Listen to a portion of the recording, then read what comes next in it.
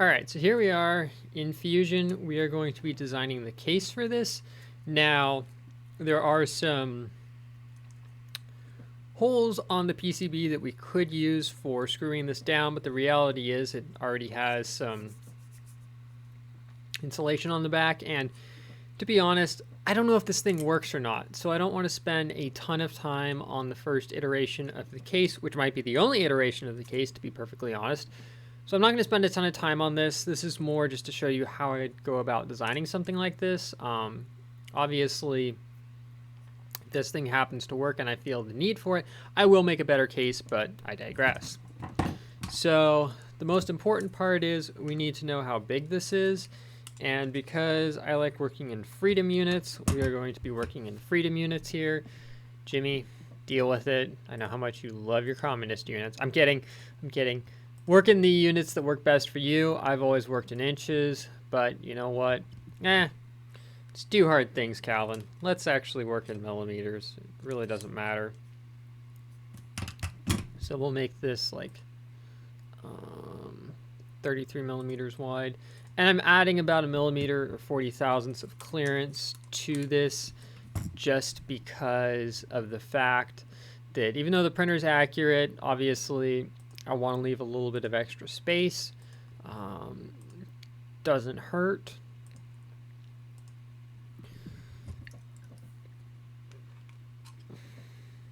Yeah, we'll make that I'll make that like 33 millimeters by 82 millimeters. So there's the bottom. Now we can pull the sides out, -2 millimeters using the offset. I'm going to make the bottom 2 millimeters as well. Turn back on the sketching. Now we have to factor in for the height of the tallest component, which is the MOSFET here. I want to give it a little bit of extra clearance if I put a heatsink on it. So I'm going to make that like 25 millimeters. So I'll make it, we'll just call it an even 30 here. Let's go for simplicity. Now, obviously, this will need a lid. So I'm trying to think about how I want to do that. Because obviously, I don't want to do a glue-on lid just because there is the fuse in there. But I'm thinking... let me think for a second while I save this.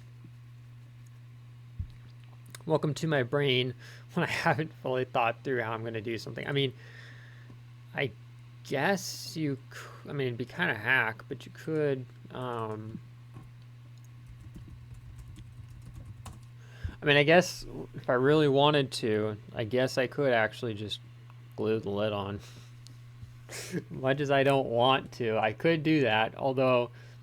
Let me think about this. You know what? While I'm thinking about that, I'm going to just take and I'm going to round the outside edges like 1 millimeter.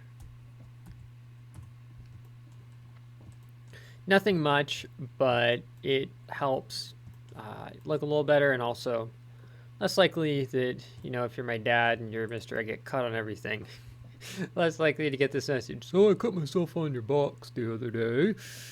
That'd be a little bit embarrassing. So let me see what the wire diameter is. That's 3 millimeters.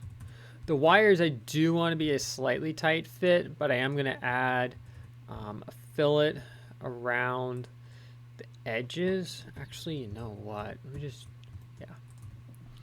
Now that I think about it, it's actually better if I run the wires out the side of the box because they need to reach the terminals, so we'll do that. We'll go like 6 millimeters, and we'll go like 8 millimeters, and then we'll pull that through.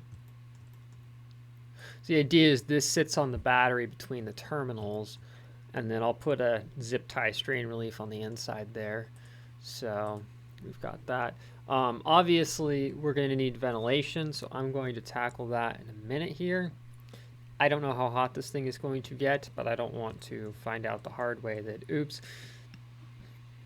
it actually generates some heat and, well, now we have an issue on our hands. So before I get any further, let me work on some cooling vents. Yeah, I'll do them like there. So we'll do 7 millimeters, so we're 6 from the inside edge. We'll do like 4 millimeters, and then we'll do like 10 millimeters. Like 2 millimeters. Yeah.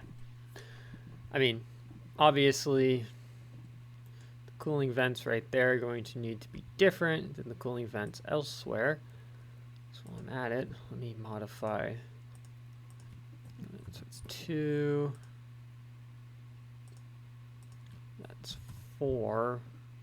So obviously, I want this to have some rigidity to it. So it's not just like, oh, it's floppy box. It's actually like, yeah, I actually have some rigidity. And then just because it looks nicer, I'm just going to put some rounding over on the corners. And I might increase the spacing between the vents. I'm only going to put the vents on the side. Well, you know what? Let me see what it looks like. I might just put the vents on the side of the case that has the MOSFET. So like I said, I'm not counting on it getting crazy hot, but we'll see. I know electronics absolutely despise heat though, so just something to keep in mind. Yeah, we'll do the pattern after, so we'll pull those through. Cut, done. Pattern, faces, whoop. Face, face, face. Face, face. Face, face. And face, cool. Direction that way. Spacing, I want it to be like 10 millimeters looks right. Yeah, like that. That actually works pretty well. So the idea is that honestly should give enough cooling on that side. Should I pull it through? Sure. What the heck? Why not?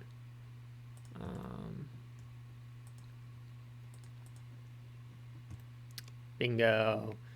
There we go. So it still has some structural rigidity to it, so it's not going to fly itself apart into a million pieces, which is nice. But I'm thinking what I might actually do is I think I will just tack glue the lid on. And the reason why is just because that's the simplest. And I'm all about simplicity with this project. And in keeping with my rounded corners theme.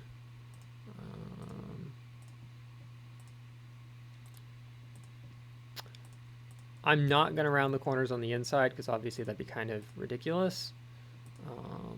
Of the vents, that's absolutely not needed. But just so we don't run the risk of the wires chafing in the holes, I'm definitely going to round the edges of the holes over so that way it's less likely to chafe. Although I think on the inside, I don't think we need that. No, I don't think we do. So we're gonna have the zip tie inside there as a strain relief. So 1 millimeter. Yeah, that's a little much. I think we'll make it like 0.5. Yeah, there we go. That just looks a little bit better. When designing things, you want to try and avoid sharp edges when you can. Just to make it so if we do have to pop the lid off for whatever reason, hopefully we don't, but you never know. This is a cheap item off eBay. So we'll do that. So we'll make that touch that. We'll make.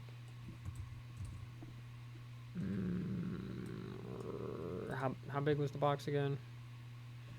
Drat. Okay, you know what? I'm just going to draw the lid now. I'm going to cheat, and I'm just going to create a...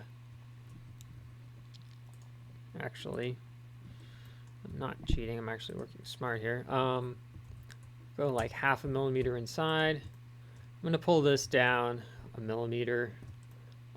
What that'll do is that'll create a, I'll go 2 millimeters. Yeah, I'll go 2 millimeters. What that's going to do is that's going to create a locator. So when I plop the lid on there, it'll stay in place, and then I can turn that on. I will, however, turn the bottom body off because I don't want that activated. I'll pull that up 2 millimeters. And then while I'm at it, I'll just put like a 0.5 radius down there. And I'll put like my nice one up there. So what I'm doing is I'm creating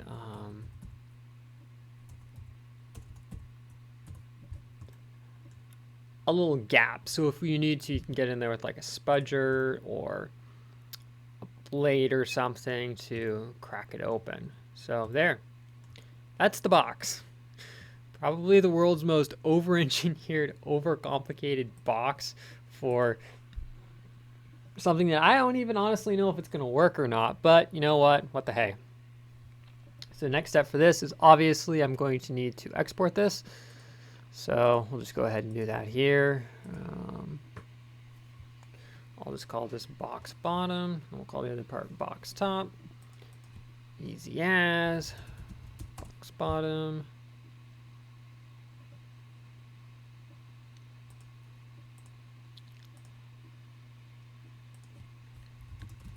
Box top. And then from here, I can just stick it into the slicer. We're not going to go into all that. That's part of the other videos. So that is how I went about designing the world's most overcomplicated box for something that I don't even know if it's going to work. But I figured, you know what, just in case it does work, I want this to actually look pretty sweet. And I think it does. So let me go work on 3D printing this up and filming other parts of this.